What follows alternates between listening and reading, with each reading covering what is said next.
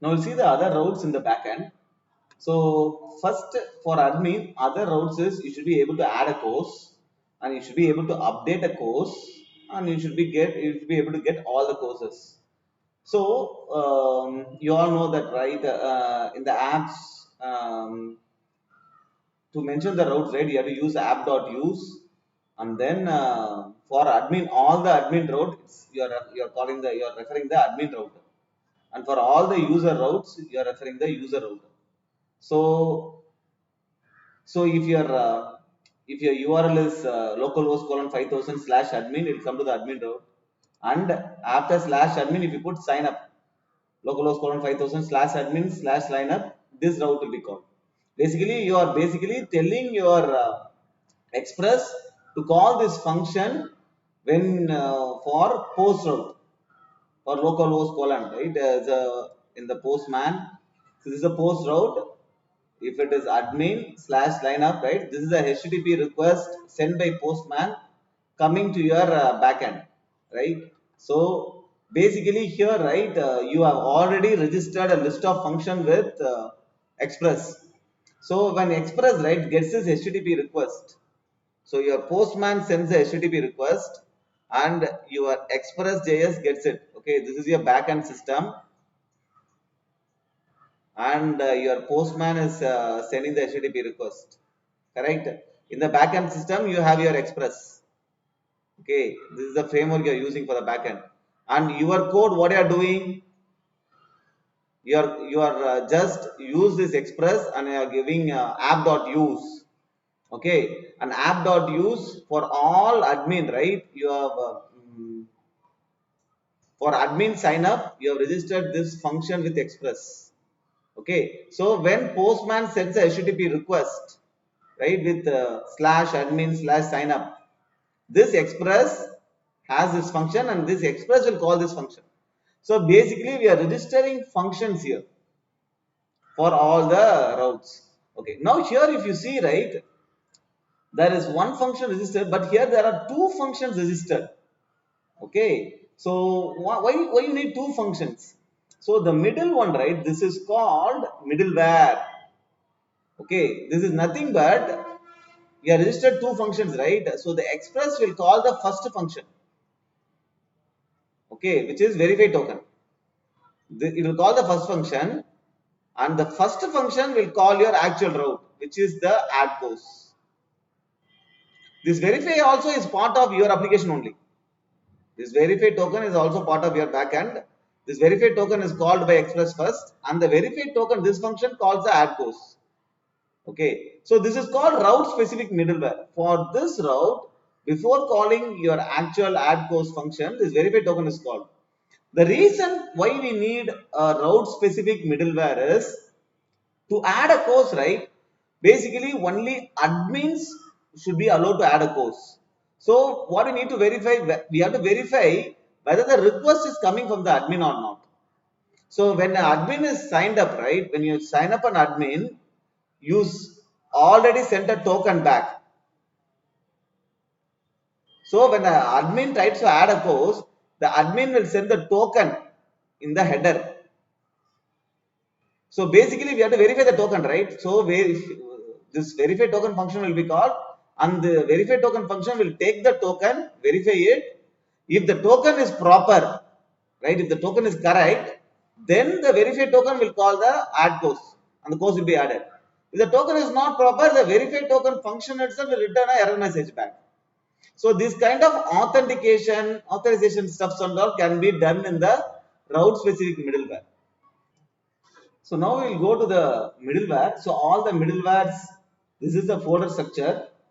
All the routes is there in the routes directory. Okay, now I am going to the middleware. Okay, this is the verify token function. What it does, it basically so how the token information is coming. The token information, how it is sent is, this is sign up. You get the token. Okay, and then if you want to update any data, right, you have to send the token in the headers. So this is how you have to send if you want to add any data, right?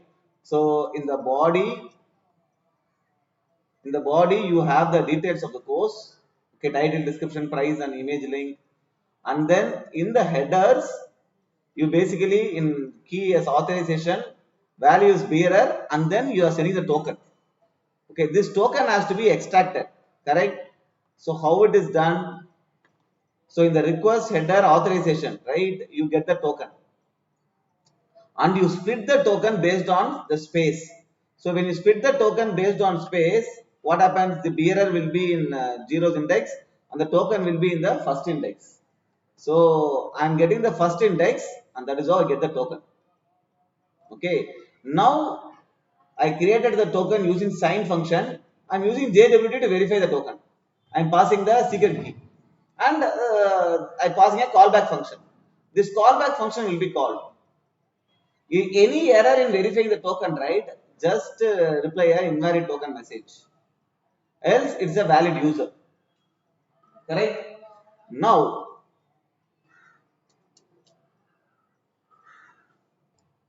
so in the callback function, right, it passes in two arguments. One is error and another is value. Okay. So here uh, we are getting the username and there is role on the value, right, argument, right? There is role and username. How this role and username comes in value? So this depends upon what you did when you created a token. So where did you create a token? During sign up you created a token, right? So this is where you created a token.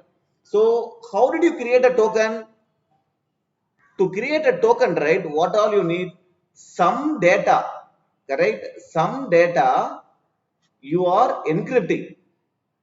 Some data plus some secret key. You are having the secret key for your application. This secret key. Some random string. Okay, this secret key, this both the things you are giving to your JWT, and this you are giving to JWT, and JWT returns your token. How you are giving? This is how JWT dot sign, this is the data and this is the secret key. And one more thing, how long this is active? For 1 hour this is active, right? For 1 hour this token is valid, right? So this data is an object. You can have any number of values here. So you are giving username and the second is the role. So you are you are encrypting this, right, and getting the token. So when a token comes, right, when you give to JWT, for this you have to call JWT dot sign. It gives the token. In the token, if you give to JWT dot verify, and you have to pass the token plus what you need to pass? The secret key you need to pass to the way JWT verify. It will return you this data. So the data will contain the username and the role. Okay, you are giving the token and the secret key here to the verify. Token and the secret key, and you are getting basically a you are giving a callback function. The callback function will be called by the JWT.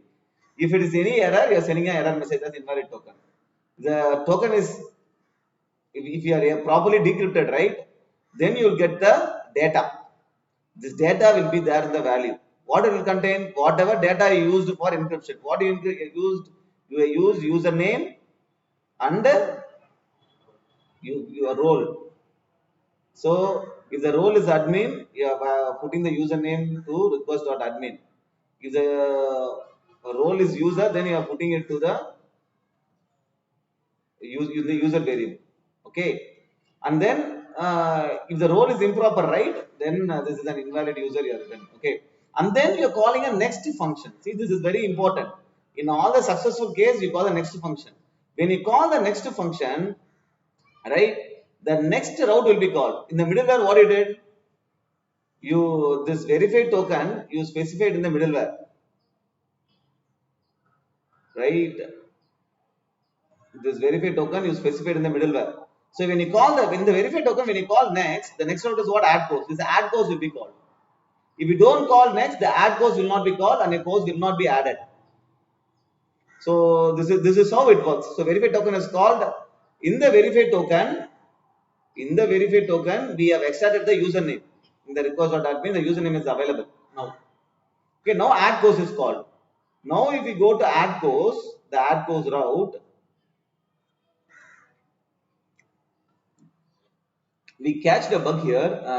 So in the error case, right, we are putting an error message and we are calling the next route. We should not call the next route, right? We have to return from here. So that's fixed now. And then let's go to add course. In the add course, what is done? Okay. So basically, in the body, the course information is there.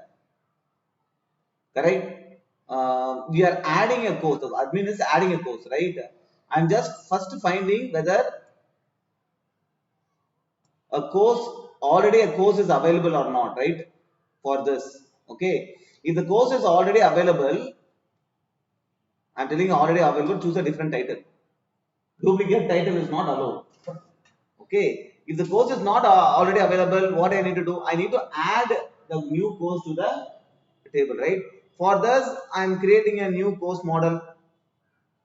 Okay. What is this course model? This course model is what using the course schema, right? This is the course model, right? Using a course schema, you created a model, right?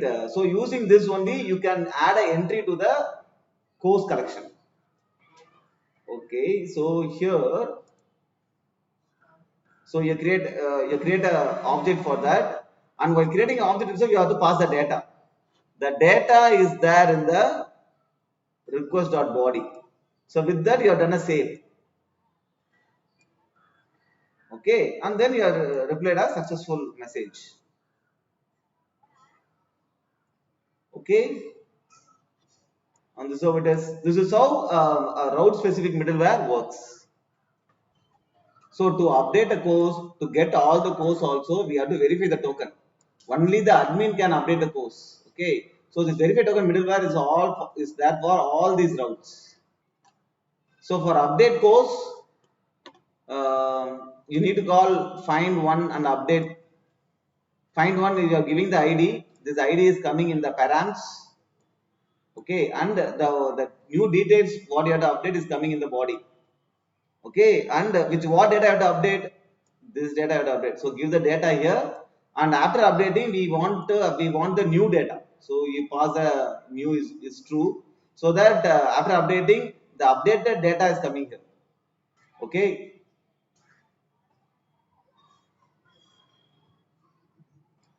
So if the updated course is true, right? Then the course is updated successfully. We return a successful error message. Otherwise, we return a the ID not found error message. Okay. All this in the try. While interacting the database, any issue happens in the try, this catch will catch the error, and we are returning a